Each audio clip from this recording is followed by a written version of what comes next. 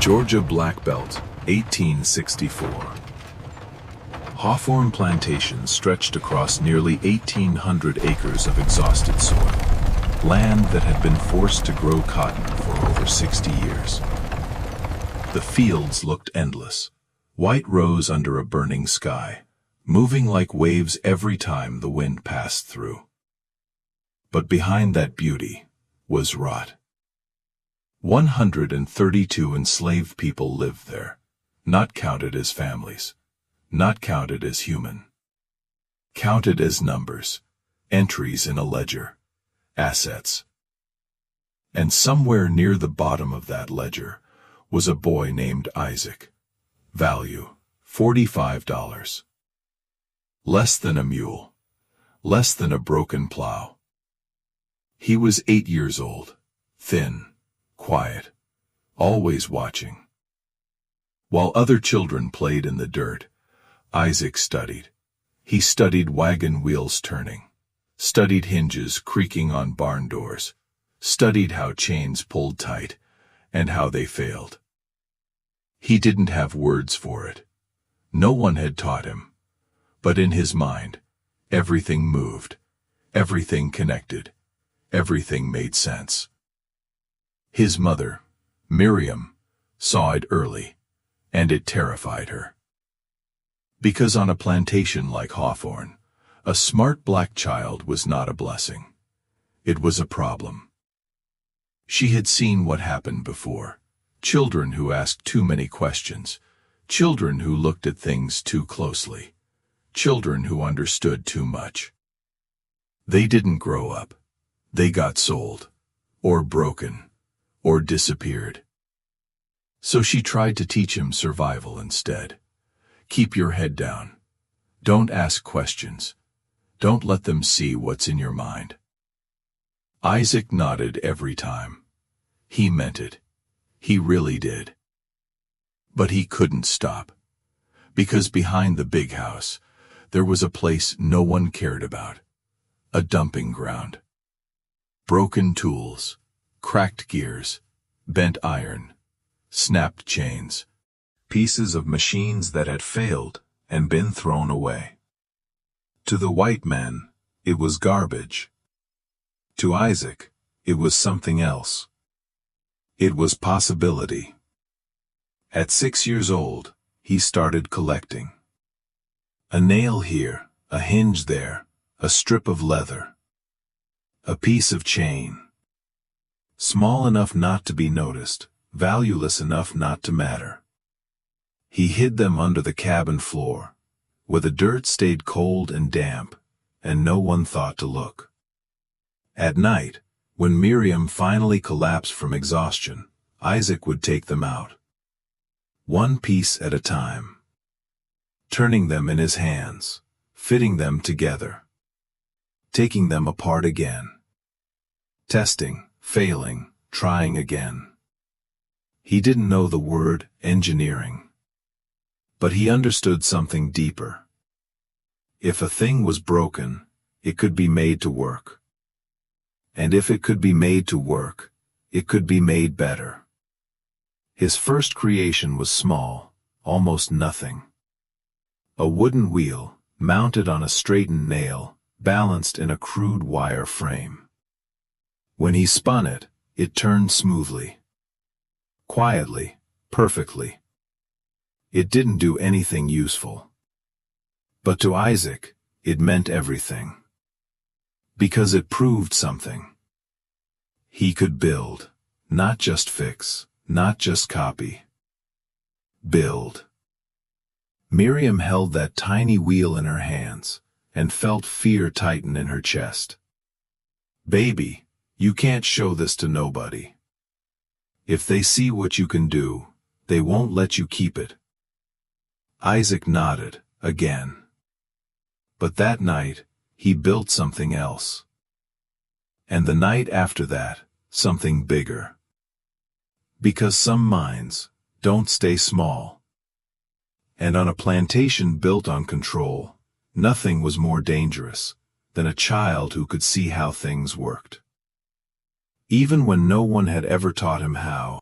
By the time Isaac turned 8, he was no longer just collecting scraps. He was learning from them. The gin house became his classroom.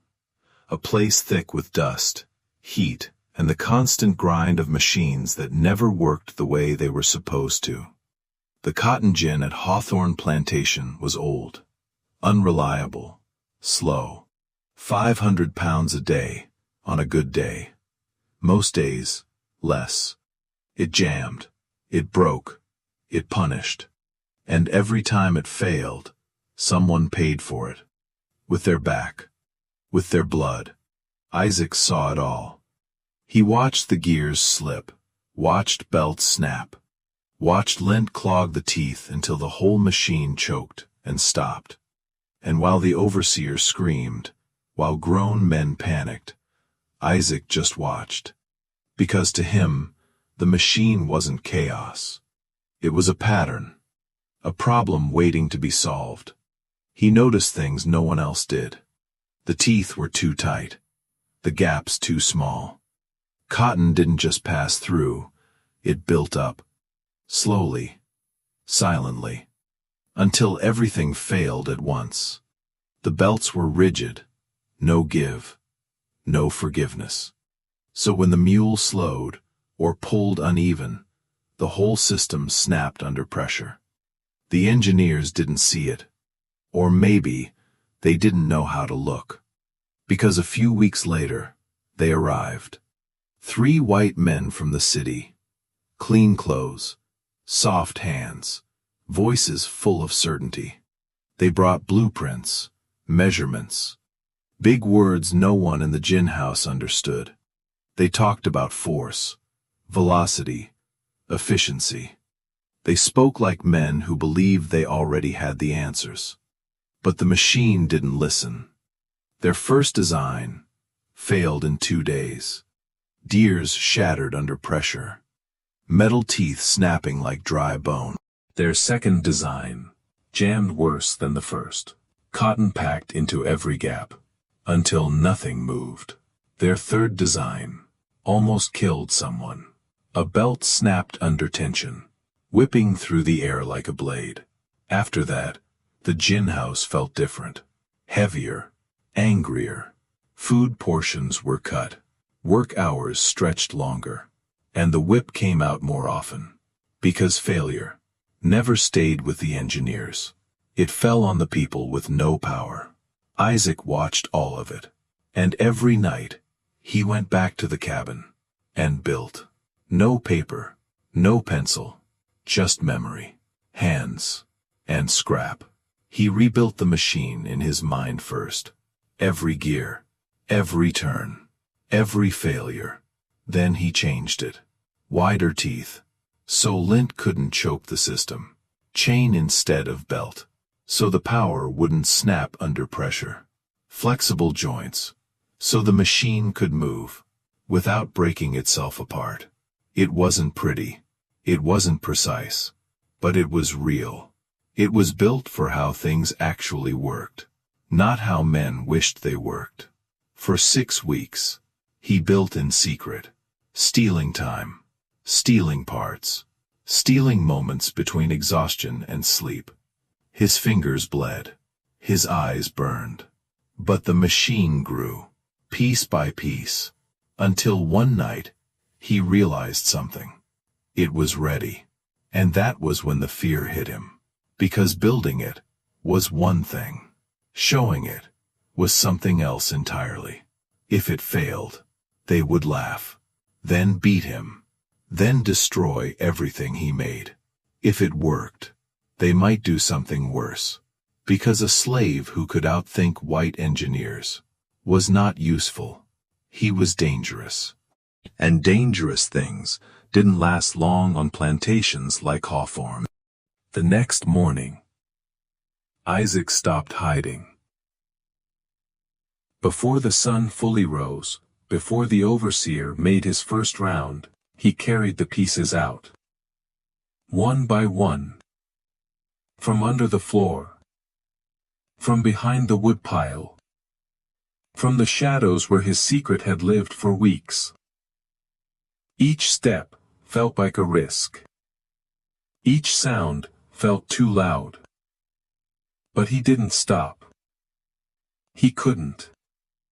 Because some things, once built, demand to be seen. He chose a corner of the gin house.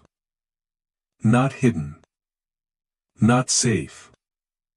Visible. Then he started assembling. The frame first. Rough wood, bent metal. Held together with bolts that didn't match. Then the main shaft. Then the gears.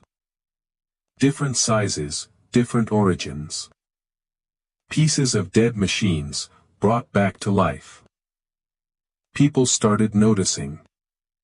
At first, just a few. Then more. Work slowed. Eyes turned. What is that boy doing? Where did he get those parts? Is he trying to get himself killed? The whispers spread. Like fire. By the time Isaac tightened the last bolt, there was a crowd. Dozens of people. Watching, waiting. And then, the engineers saw it. They stepped out from the office. Still arguing, still blaming each other. Until they looked up. And froze. Because in the corner of that dirty gin house, stood a machine, complete, working. Different. Built by a boy, who wasn't supposed to understand any of it. The lead engineer stepped forward, face already burning with anger. What is this? His voice cut sharp. Boy, what do you think you're doing? Isaac didn't move. Didn't look down. Didn't run. I built it, sir. Silence. Heavy. Dangerous. You built it, the man repeated. You? A slave child. The other engineers laughed. Not because it was funny, because it was easier than believing what they were seeing. You stole this, one of them said. You copied our designs. You think we wouldn't notice? Isaac shook his head. I watched your machines break, he said quietly. And I fixed what was wrong. That was the moment. The moment everything snapped.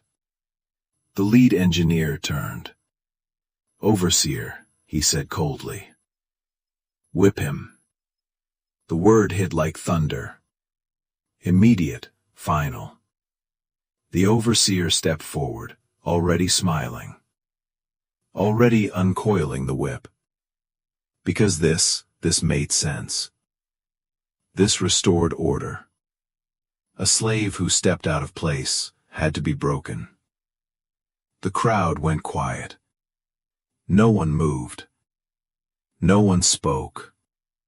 Because everyone knew what came next. But before the whip could fall, a voice cut through the air. Stop. Master Whitfield. Standing at the entrance. Watching everything. He didn't look at Isaac first. He looked at the machine. Walked toward it slowly. Touched the frame. Tested the joints. Turned a gear with his hand. Then finally, he looked at the boy. You built this?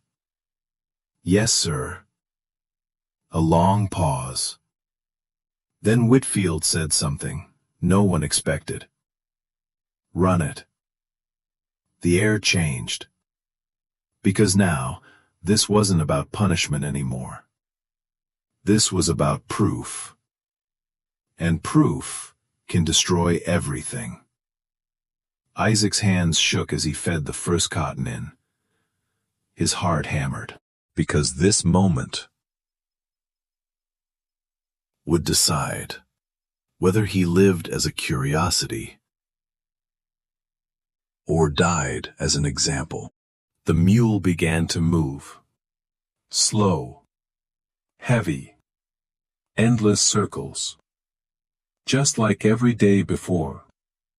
But this time, something was different. The shaft turned.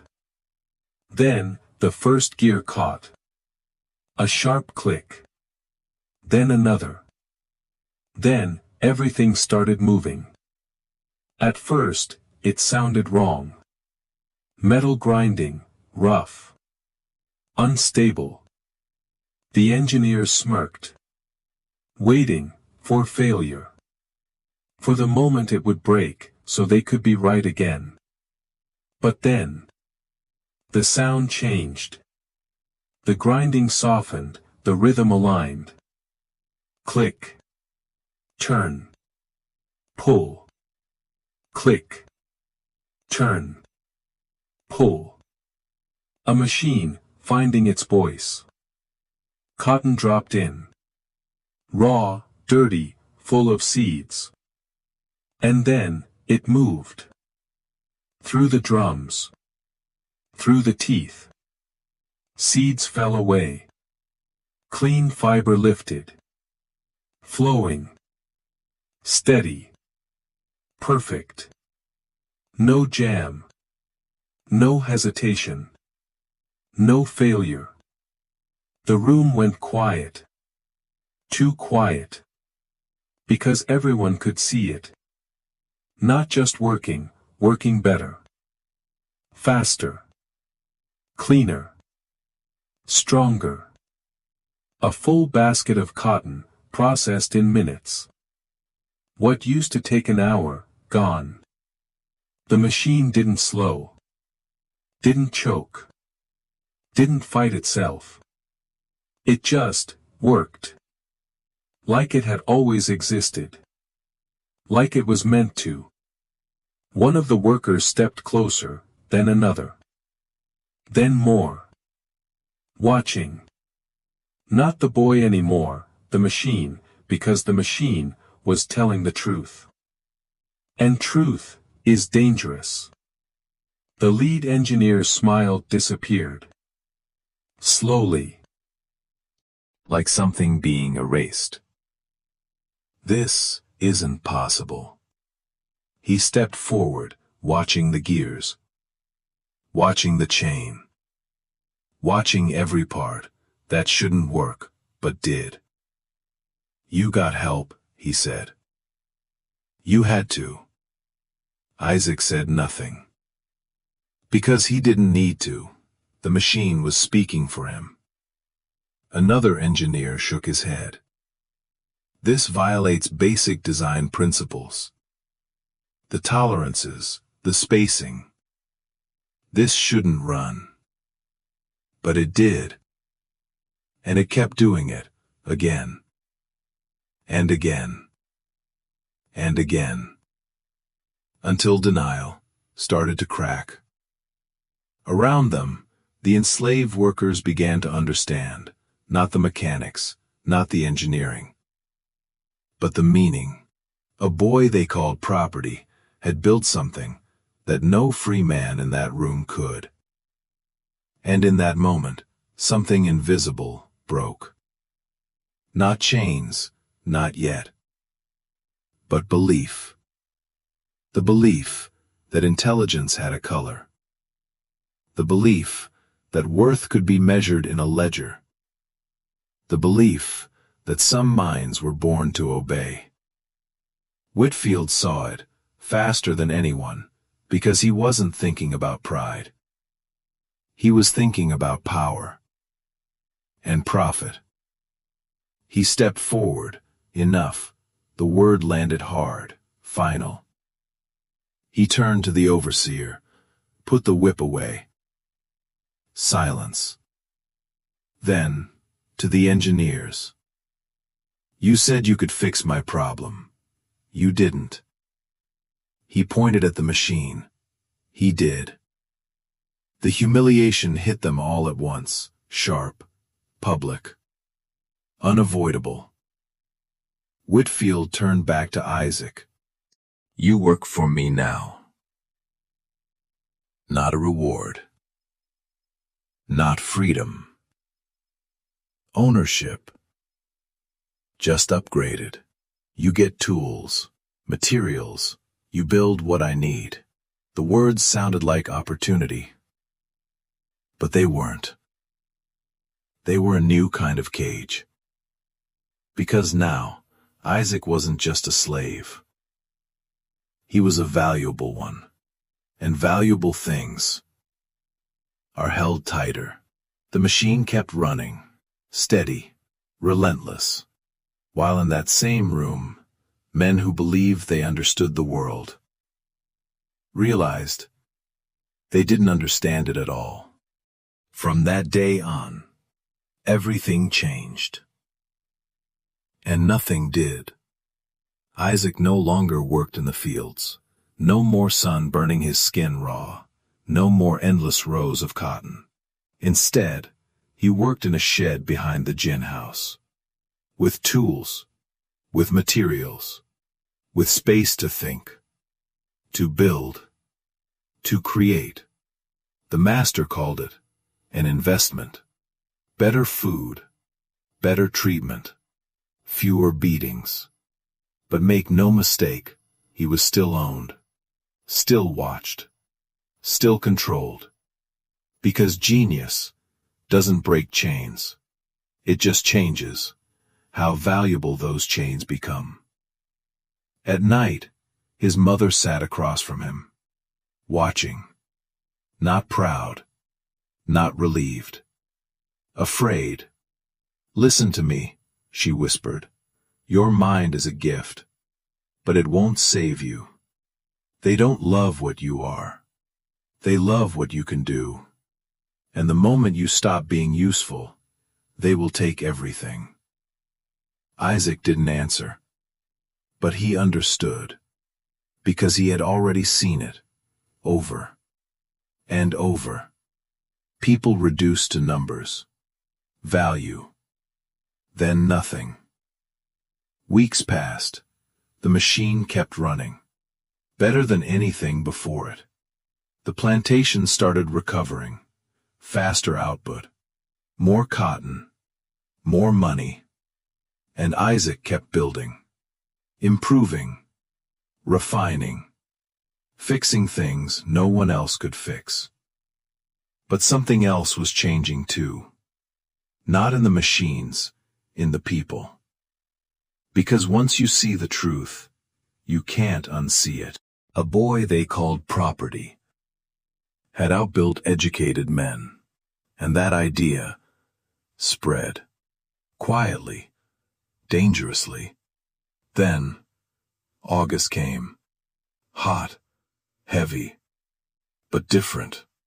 Because this time, freedom arrived. A Union officer rode in. Blue uniform, paper in hand. Final. Everyone gathered. 147 people.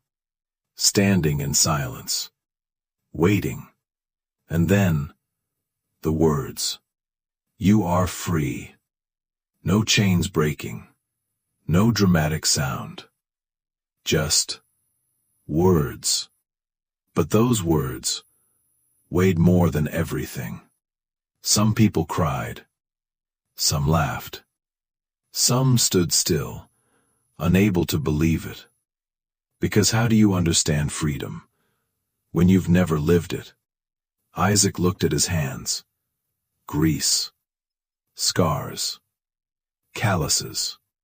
The same hands that built something impossible. Now, they belonged to him. Or at least, they were supposed to. His mother held him. "We can go," she said. "We can leave. But freedom isn't direction. It's a question. Where do you go when you have nothing?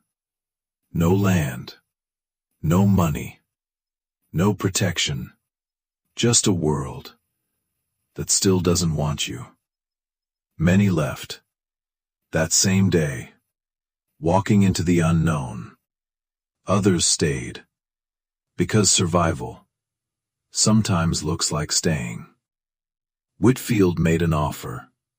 Wages, contracts, payment for work. Not fair, not equal, but different. And Isaac chose to stay. Not because he believed in the man, but because he believed in time. Time to build, time to learn, time to become something more than what they tried to make him. Years passed, and the boy who built from scraps became a man who built futures. Better machines, better systems, better lives. He used what he earned to help others rise. Schools, work, opportunity, because he remembered, always remembered, where he came from, what it cost, and who never made it out. And long after he was gone, people still told the story. Not about the machine, not about the engineers, but about a boy who was told he couldn't understand, and proved that the world didn't understand him. Because genius doesn't ask for permission. It builds, even in chains, even in darkness, even when the world says you were never meant to rise. And sometimes that's enough to change everything.